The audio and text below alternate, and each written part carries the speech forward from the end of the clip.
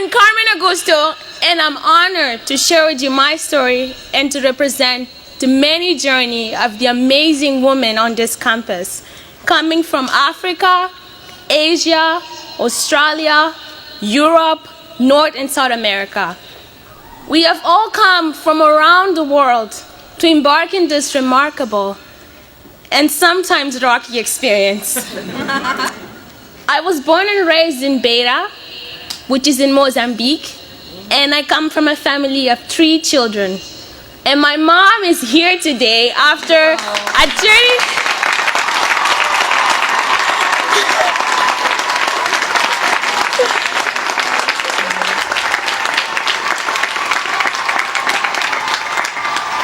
After a 35-hour flight journey just to witness my graduation.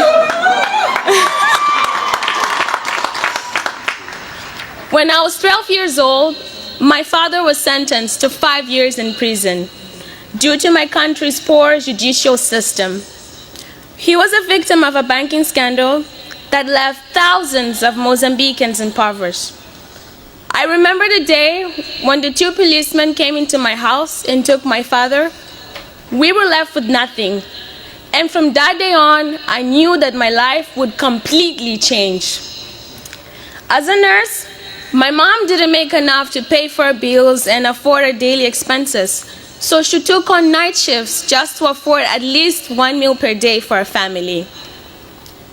With my dad in prison, I had to wake up every day at 5 a.m., clean my house, cook my dad's meals, and drop them off in prison, where I'd find a line of about 100 to 300 women waiting outside for their husbands to finish eating. After, I'll quickly race to school in order to make it on time for my first class.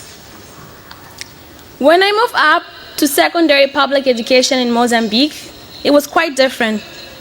In my classroom, we're about 90 students per teacher, and in a day we're supposed to have 7 classes, only 1 or 2 teachers would actually show up.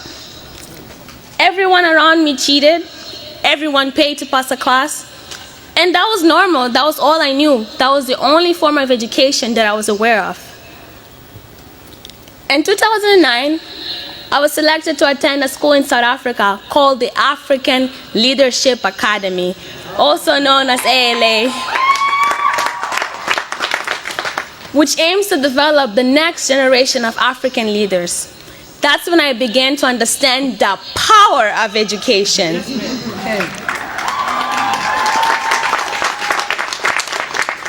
Since Portuguese is my first language, at ALA I struggled during my first semester because it was my first time learning in English. So when I finished my 2 years at ALA, I knew that I still needed to improve on my English skills. So I took a gap year at Miss Porter School in Connecticut. That's when I met my amazing host parents, Peter and Cindy Pertillo, who knew nothing about me, but took me in as their daughter and supported me throughout my years, and at Smith as well.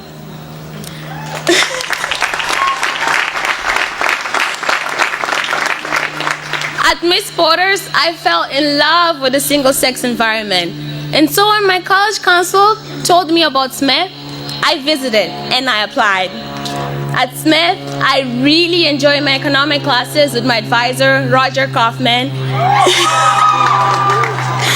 And I appreciate my residential life family for teaching me the essence of community building. I love the housing system. Shout out to Scales House, Gillette House, Duckett House, Tyler. You make me feel at home. I'm very grateful for alumni like you who made my journey possible and so many others possible.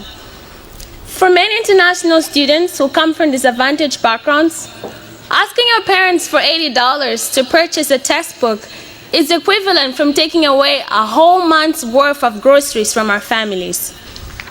However, it's because of you and the Smith Student Aid Society that many of us, including me, are able to get eyeglasses, go to the dentist, buy our Ivy Day dresses, and attend academic conferences. Thank you for caring about us. Your kindness makes a difference in our lives.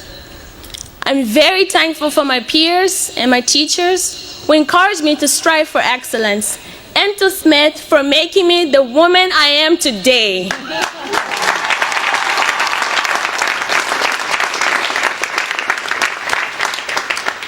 Alumni and friends, because of your generous donations, I am no longer the girl waiting outside of prison. I am the woman who had internships with General Electric, Carnegie Mellon, and Coca-Cola. I am the woman who spent her junior year abroad in Brazil. I am the woman who, after Smith, is moving to California and joining BlackRock, an asset management firm.